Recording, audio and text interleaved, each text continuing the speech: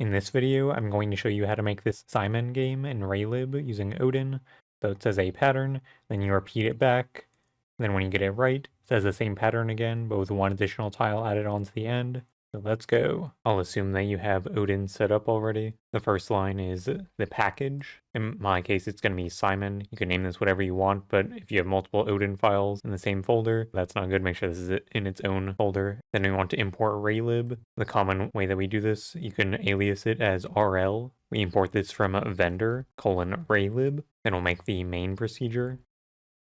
This is where the program is going to start. Since a lot of what we're going to be using is from Raylib, what you can do is add the using RL line at the top here. This will make it so you don't have to keep typing RL dot to get the Raylib functions. And some basic lines just set up the window. We say set config flags, and then in curly brackets, we can say .vsync int. If we go to the definition for this, you can see we take config flags, and this tries to set up vsync. If you wanted to add other flags, then you would add those after a comma here, but we don't have any other ones to set. Then we want to init window. This is going to take the screen width and height. Let's make those constants at the top of our program. So outside of the main function, the general convention is to use all caps for these. I'll say this is screen xdim for dimension, then : I'm going to use 1280 for mine. Then similarly for the y dimension, so I'll duplicate that line.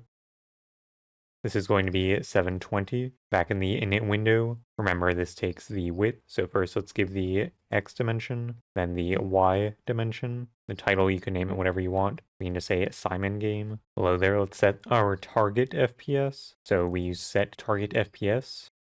Let's go for 60 here. And for later on, let's set up our main game loop here. So outside of the main function, let's make a variable for should game run. We want to use : here because we are going to change this value later. We'll make our main loop here. So recall, Odin doesn't have while loops exactly. We just use the word for either case. So we say for should game run. By default, when you press escape or the X on the window, then it will try to close. Let's check if it's trying to close here. For that, we use the built-in Raylib function if window should close. If that's the case, then we should say we're not trying to run the game anymore. So we'll say it should game run equals false. Generally, we have the update functions at the top. I'll make it just a comment for that. And below there is where we make the drawing functions. You generally want to keep the update functions separate from drawing. It's like you want the logic for drawing things to be separate from the logic for actually making things happen in the game. To say that we're starting to draw, we say begin drawing. Then to say that we're done drawing, we use end drawing. Between there, we'll say let's just clear the screen color. This is like the background color, so we'll say clear background. There's some built-in colors that you can use from Raylib. I'm going to use sky blue for mine. If you want to see the other ones, you can look at the definition for that. And here's some of the options that you have. Let's try running the game now. Of course, we should say should game run equals true. There we go, the game runs. I can press escape to close the game. Now let's make the actual logic for the Simon game. First, let's make that 3x3 grid of tiles. Let's just separate that out here to make it more clear. So we'll have a setup board function. Let's also make some constants. First, let's make one for the size of our board, which is going to be 3x3, which if you wanted, you could expand this as the game goes on, but we'll keep ours simple and make it so that it just stays as a 3x3 the whole time. So I'll make a variable called board dim for dimension, make that equal to 3. Next, let's create the board that's going to hold all these tiles. So I'll say board. We're going to want a board, which is a 3x3. But what's going to be inside each spot? We want to make a board tile. It's like the rectangles that are going to show up. Let's make a struct for that, and we'll come back to filling in this part. We'll say come back. At the top is where we can make that. Each of those rectangles in our board, I'm going to call board tile. This is a struct, similar to how we use the using keyword down here inside of our board tile. We can say using rect. That's going to be an rl.rectangle.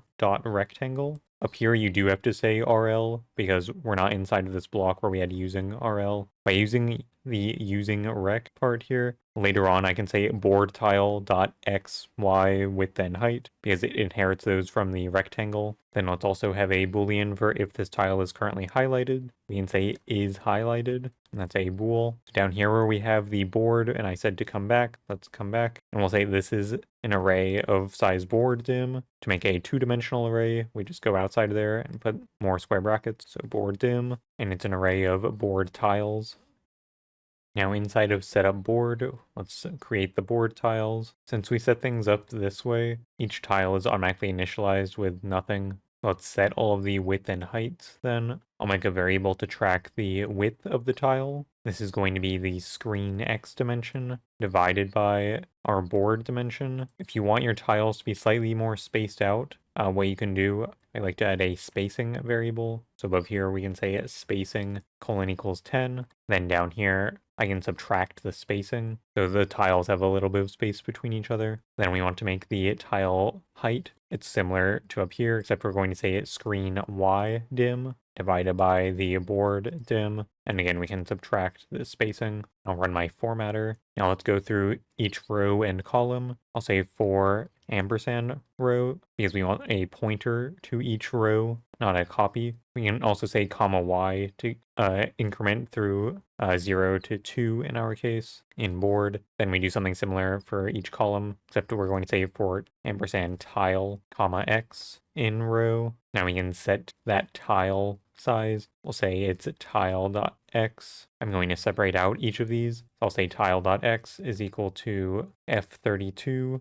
of that x value times the tile width plus the spacing. So its x position, it's going to start at 0 plus the spacing, and then it's 1 times the tile width, so it'll be a little bit on the side of the first tile, then the second one, and so on. Similar for the y position. We'll just change a lot of this to be relevant to the y. Say tile height. The tile dot width is equal to that tile width variable from above, where we want to subtract the spacing. We have to convert this to an f32, so we can wrap it in parentheses and put f32. And then we do something similar for the tile dot height, an f32 tile height minus spacing. Let's run this setup board function right above where we have for should game run, because we only want this to run once. If we try running this now, we get no errors, that's good, but nothing shows up because we have to draw all of these. Let's go inside of our drawing function and we'll make a similar nested for loop to before. So for row comma y in board,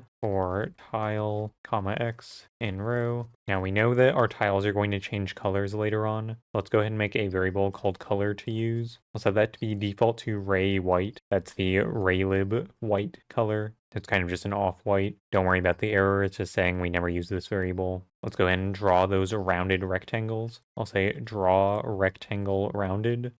For this one, we provide a rectangle directly, and compared to the other options we had, you have to provide each the x, y, width, and height. But here, let's provide our rectangle, which is the tile.rect. So even though we had the using statement up here, we can also directly just say rectangle, or rect rather. The roundness, this is a float from 0 to 1. I use 0.3 for mine. The segments is basically how smooth it looks. I'm going to say 4 for this. And we want to fill this in with that color we said we're going to use.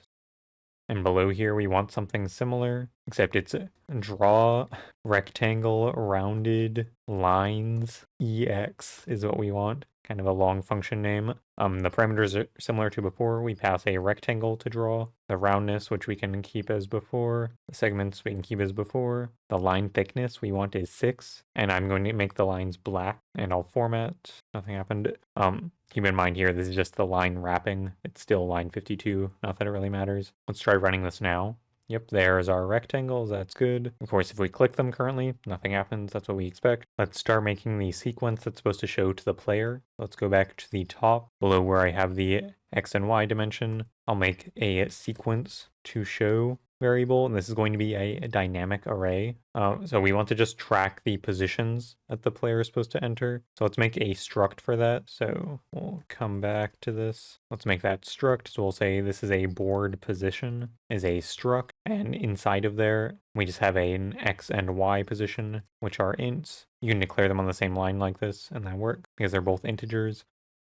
Down here, let's make this a dynamic array of board positions. Above where we have the setup board function, let's make another function which just adds a tile to the sequence. I'll call this add to tile sequence. This is a procedure with no arguments. And we're going to append onto that sequence to show. Remember, we use append, and then we give it the address of the sequence to show. We want to add on a board position, and then we use curly brackets. So inside there, we're supposed to provide an X and Y position. For that, we need to import random because we want to choose a random spot in the grid. So below Raylib, import core : math. And let's duplicate that line. To get the actual random stuff, we have to say rand. We'll just need math a little bit later. Let's go back to our add to tile sequence function. Inside of there, we can say rand dot int underscore max. This one gives us a random number from 0 to an exclusive upper bound. So for that, I'll say board dim, and we just have to repeat that for the y dimension as well. So let me copy paste that. This might be a little bit hard to read, so I'll do that. Now let's run this function when we start the game. So after we set up the board, let's just go ahead and add a tile. Let's just add a tile twice. So we'll have 2 buttons that we have to press at the beginning. If we just want to check that that works correctly, let's go to the top of our program and import core : fmt so we can print this out. I'm going to go back where we just added to the tile sequence, fmt.println sequence to show. Of course, in the actual game, you don't want to print out what the answer is necessarily, but this will only run once, and it's just for testing purposes. Here's my answer key version. Recall it shows the sequence, and then once I'm done, it says I'm correct by showing that green state. Say something wrong, then it shows red. So what we want to do is basically have different game states that we can be in. So let's make an enum for that at the top of our program, below the board position. We will make a game state enum. The order of these doesn't really matter. So we'll say it's showing sequence. Since these aren't changing, I'm making them capital. You have enter answer, wrong answer, and correct answer. Again, this is when it's telling us this is the sequence you're going to have to enter. This is when the player is supposed to enter an answer. This is when they got it wrong. And this is when the player got it correct. Maybe to make this consistent, we'll say entering answer. Now inside of our game loop here, in the update function, we can just have a switch statement that goes through all those states. Like if you're in this state, then do this code. If you're in that state, do this code. Oh, but we need to make a variable which is storing our current state. We can make that right below the game state enum. We'll say the current game state, and then we just provide the type, which is a game state. And of course, the game starts with the sequence showing, so we can just say equals a game state dot sequence showing, or showing sequence rather. And back at that switch statement, we want to switch over our current game state. It's kind of like an else if, except it's when you're comparing against one variable. So instead of saying like if a equals 10, do this, if a equals 12, do that, if it's 13, do this, if it's 14, do that. You just say switch, and then in that example, it would be a, and you don't have to keep repeating the a equals part. So we can just provide the word case here, and as a shortcut, since it knows we're looking at the current game state, and it knows that this is a game state type, we can just say dot, and it shows the autocomplete for the different states we can be in. So I can say a dot showing sequence. Let's go ahead and fill in the other cases here. So we have the case where it's the player entering an answer. We have the case where they got it correct. In our case, because the correct answer versus wrong answer is so similar, we can actually put these under one block. To do that, we just put a comma, then dot wrong answer. Currently, all of them are blank. Let's fill in the one that's under showing sequence. Let's first figure out which tile in the sequence we're supposed to be showing. That let's have a position to show. This is an int, and this line is a little bit long here. Remember, each tile only shows for like about a second or so. And we need a way to track that. To make it easier to understand, I like to use a game clock variable, which just tracks how long the game has been running, essentially. Right below the board, we can have game clock, and this is an F32, set equal to 0 by default. Then we also want to track the time that the sequence started showing at. We can have a variable called sequence started showing time. That is also in F32.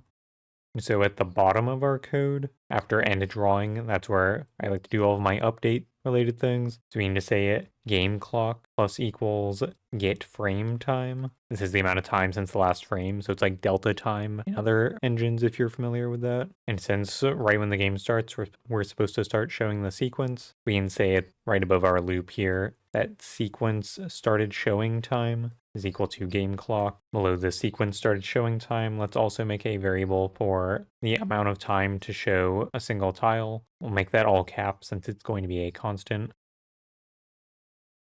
This is going to be an F32. I'm going to make this be 0.8. So this is like how many seconds? So 0.8 seconds. Back to our showing sequence case, illustrating this. If the time is like 0.4, that is less than 0.8.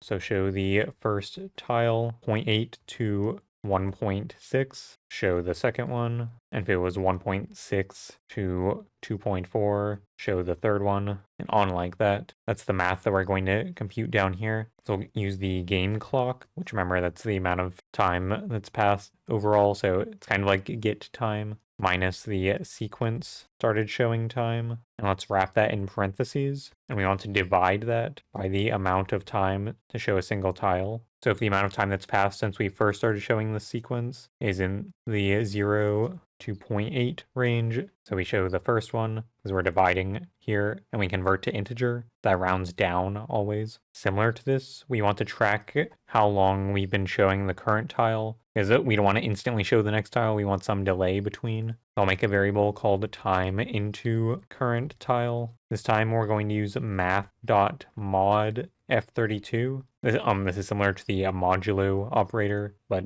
it lets us get the decimal part of the answer. It's the same math as above here. If you want, you can copy paste this in. So the game clock minus the sequence started showing time divided by the amount to show a single tile. But instead of dividing here, we're supposed to provide the denominator as the second argument. Now let's show these tiles. So if the position to show is less than the length of the sequence to show, if we only have 2 tiles to show and we're on the third one, if we try to look inside of this array here, then that's out of bounds. So we want to make sure we're within bounds with that line. Showing the answer again, see there's a small gap between when this tile showed and then this one showed. So we want to implement that here. Let's make a variable at the top for that gap of time between tiles. We can say time gap between tiles F32, and that's 0.25 is what I have mine as. So when we say that the tile is showing for 0.8 seconds, it's actually showing for 0.8 minus this amount. You can adjust them as you want. Back inside of the showing sequence section,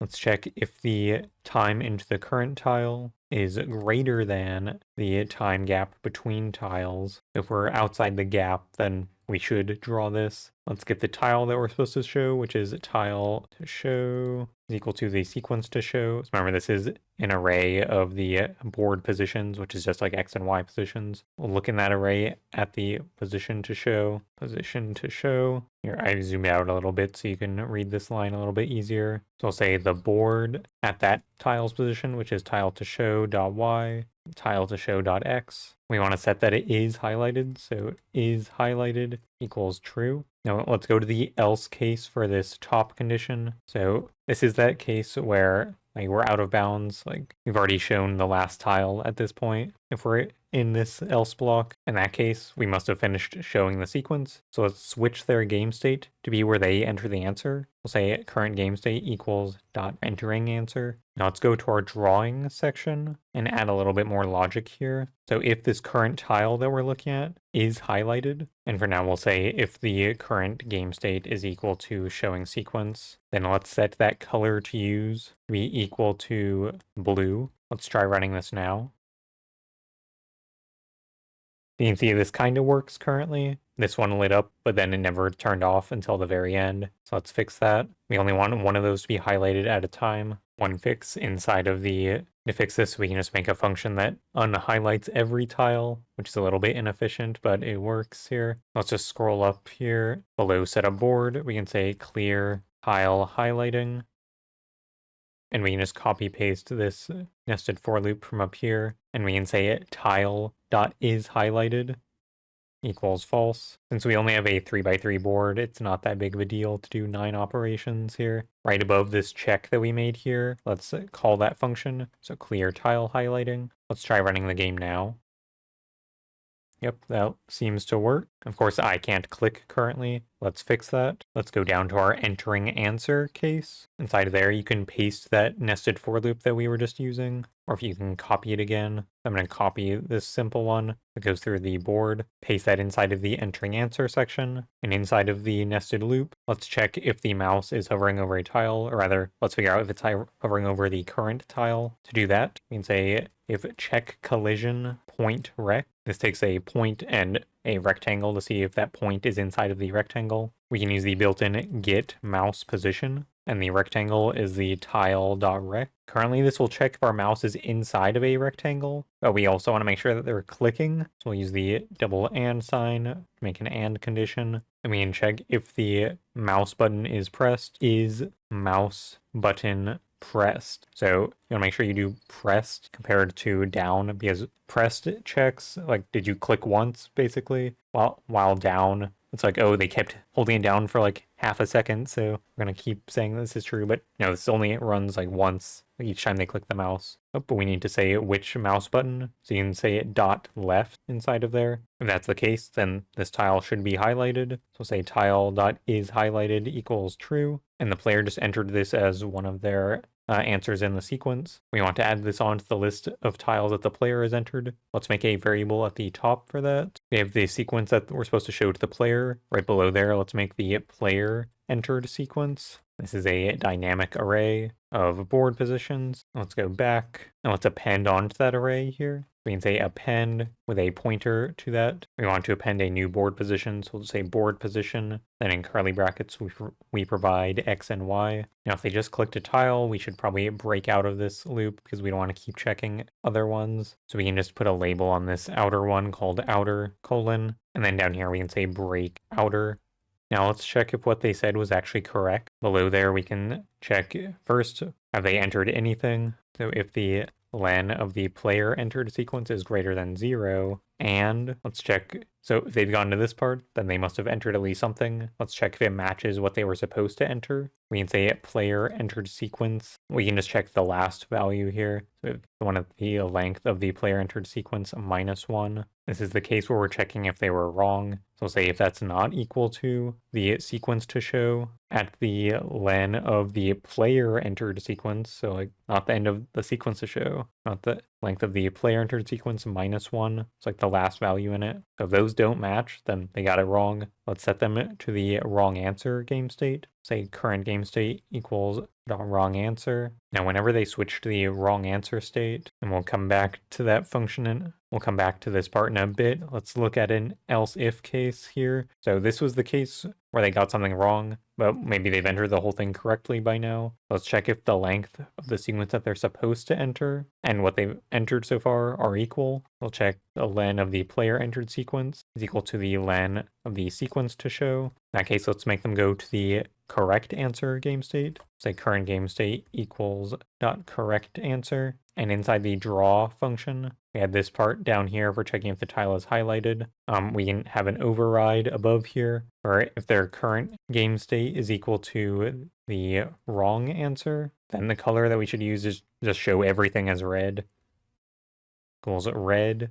Else if the current game state is equal to correct answer, then we can say the color to use should be green. So like they got everything right. Let's tell them a good job. Then let's make this part down here, which was if tile is highlighted. Let's hook that up with an else if instead of just if. So if they got everything wrong, we just show everything as red. Got it all right, then we show it as green. But if it's a highlighted tile and we're supposed to be showing them the sequence, then let's make it blue. Let's see what it looks like currently. So we show the sequence, but then nothing highlights when I click, but it did detect that I got it wrong there. So first, let's make it highlight when the player clicks. So for that, we have this part here of the tile being highlighted. Let's convert this XY position into a tile position. We'll say current tile position is equal to a board position of X and Y. And let's add an OR statement after this dot showing sequence part. So I'll do the vertical bars twice, press enter, and then wrap this in parentheses because it's a little bit complex. Let's check if that current tile position, if it's equal to the one that they just entered. So that's the player entered sequence at the len of player entered sequence -1.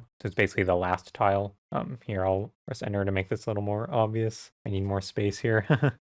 So that's if it's equal to the last position, but it also has to be that they're holding the left mouse button down. We'll put and is mouse button down. This time we do want down because it's like you don't want it to just show as highlighted for one frame when it detected that they pressed it. It's like as long as they're holding down the mouse button, then highlight that tile. So if the left mouse button is held, this might be a little bit hard to read here. Yeah, if it's the last tile and what the player has entered is what we're looking at, and they're holding down the left mouse button. Remember, all that is in an OR with if the current state is showing the sequence.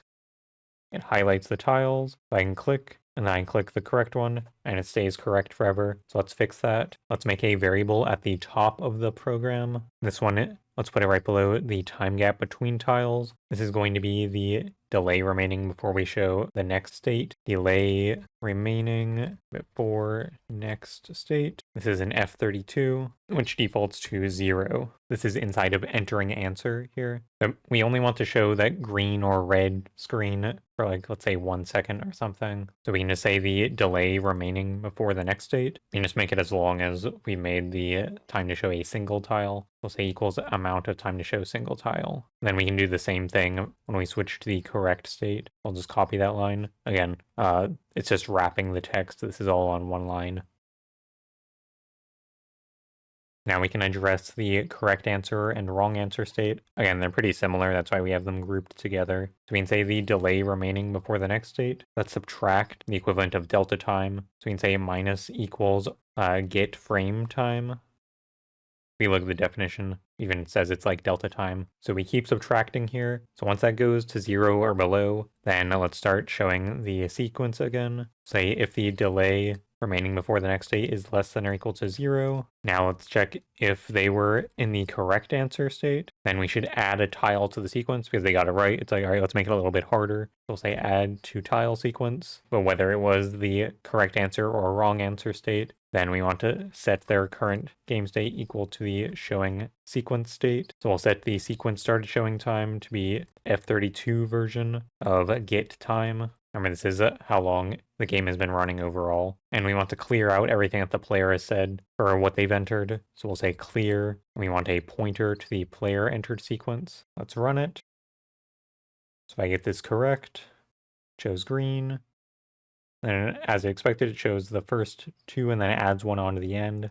So let's say I'm entering my sequence, but then I get it wrong. It shows red, and it shows the same sequence that it did before. That seems to work. One last feature that we can add is that text in the middle that shows how far they've come. So right above the end drawing, let's say if the current game state is equal to correct answer, then the text that we want to show is equal to, we can use fmt.ctprint. This is like the normal print function, except it returns a string that you can use, and it's specifically a C string, which is what the draw text function uses. So we just want to show the number, which is the len of the sequence to show. And let's define our font size, which is 40. Let's make a text dimension variable, or text dim for short. This is like the actual rectangle size that the text takes up. For that, we'll use measure text ex. For the font that we're using, we can just say get font default. The text is the text to show that we just made. Then the font size. The spacing doesn't matter because this is just one character. So we can just put whatever. I'll just put 40.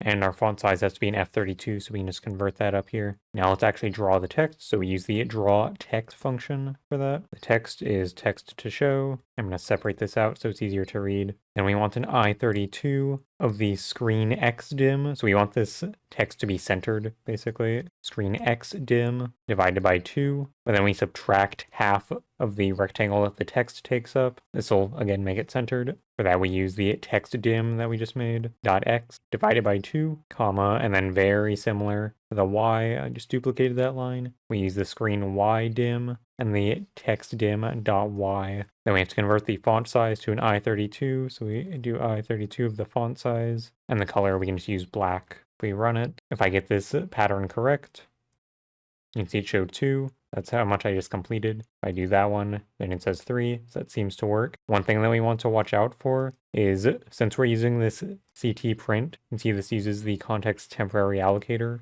We need to be freeing this at the end of each frame. So right after we increment our game clock at the bottom, we can say free all, and we pass in the context.temp allocator is the one that's just for temporary allocations. I believe CT print is the only thing that we're using that's using the temporary allocator. Everything else that's on the normal allocator, we don't want to deallocate until the game ends, like the sequence that the player has entered, for example. So with that, I think the game is done. If you have any feedback or questions, then leave them in the comments below. Other than that, thanks for watching.